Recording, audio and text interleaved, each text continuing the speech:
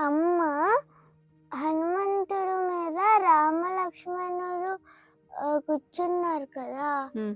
ఎందుకు ఆయన ఏమైనా ఏరోప్లేనా? అంతేగా మరి వాయుపుత్రుడు కదా! ఎప్పుడు కూర్చున్నారు? ఎక్కడికి వెళ్లారు? అనే నీ క్వెషన్‌కి నేను ఆన్సర్ చెప్పాలి అంటే అంతకన్నా ముందు ఏం జరిగిందో చెప్పాలి.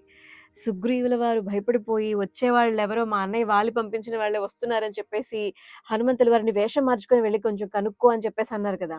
అలా వెళ్ళినప్పుడు చూస్తూ చూస్తూ ఉండంగా ఇద్దరూ ఏంటి దేవతలు అలా భూలోకానికొచ్చారా? అలా నడుచుకుంటూ వస్తున్నారా? ఆ టీవేమిటి?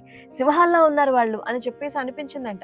వెంటనే మారు వేషంలో వెళుతూ వెళుతూ వాళ్ళకి అలా నమస్కారం చేసి, స్వామి నేను సుగ్రీవుల వారి ఫ్రెండ్‌ని. చాలా మంచి దోస్తి మాది.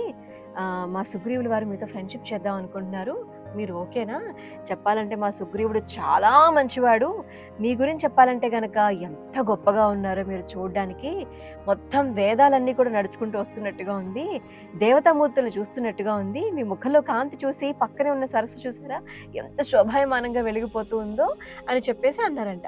అలా మెచ్చుకుంటూ ఉంటే హనుమంతుల వారి మాటలకి రామలక్ష్మణులు అలా ఆగిపోయారంట. అంటే సాధారణంగా మాట్లాడేటప్పుడు అది అని చెప్పి ఏదో హ్యాండ్ మూవ్‌మెంట్ ఉండటమో, ఐబ్రోస్ అవి ఎగరేయటమో, రకరకాలుగా మాట్లాడుతూ ఉంటారు కదా! ఏది లేదనమాట. నెక్స్ట్ తను ఏం చెప్పాలనుకుంటున్నారో ప్రతి మాట స్పష్టంగా ఉందనమాట. అంటే ఒక వ్యక్తి ఎంత కేపబుల్, మాట్లాడే విషయంలో ఆయన కమ్యూనికేషన్ స్కిల్స్ ఎంత బాగున్నాయని చెప్పడానికి ఇది బెస్ట్ ఎగ్జాంపుల్ కదా! హనుమంతుల వారి మాట తీరు. ఎవరన్నా ఎలా మాట్లాడాలి అంటాన్ని మనం హనుమంతుల వారిని చూసి నేర్చుకోవచ్చనమాట. అంత గొప్ప వ్యక్తి.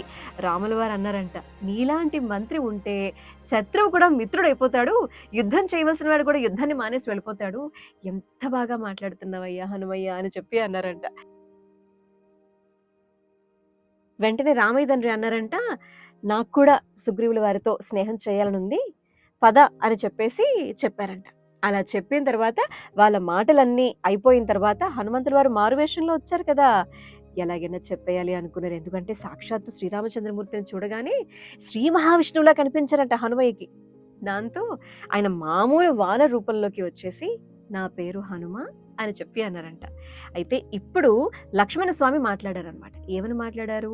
"మా అన్నయ్య శ్రీరామచంద్రమూర్తి దశరథుని యొక్క కుమారుడు. నన్నందరూ కూడా లక్ష్మణుడు అని చెప్పి పిలుస్తూ ఉంటారు" అని చెప్పి మమ్మల్ని కల్పించండి సుగ్రీవుల వారితో అని అనంగానే హనుమయ్య నువ్వన్నావు కదా! ఏరోప్లేన్‌లో మారిపోతారు. వెంటనే వాళ్ళిద్దరిని కూడా కుడి భుజం, ఎడమ భుజం మీద కూర్చోబెట్టుకొని అలా ఋష్యముఖ పర్వతం దగ్గరికి తీసుకెళ్ళిపోతారనమాట. అక్కడెవరున్నారు? సుగ్రీవుల వారున్నారు. అసలు ఫ్రెండ్‌షిప్ అంటే ఏంటి? ఫ్రెండ్‌షిప్ ఎలా చేయాలి? ఎలాంటి వారితో చేయాలి? అనేది నెక్స్ట్ స్టోరీలో మనం తెలుసుకుందాం. ఓకేనా? మరిన్ని కథలు వినాలంటే ఏం చేయాలి?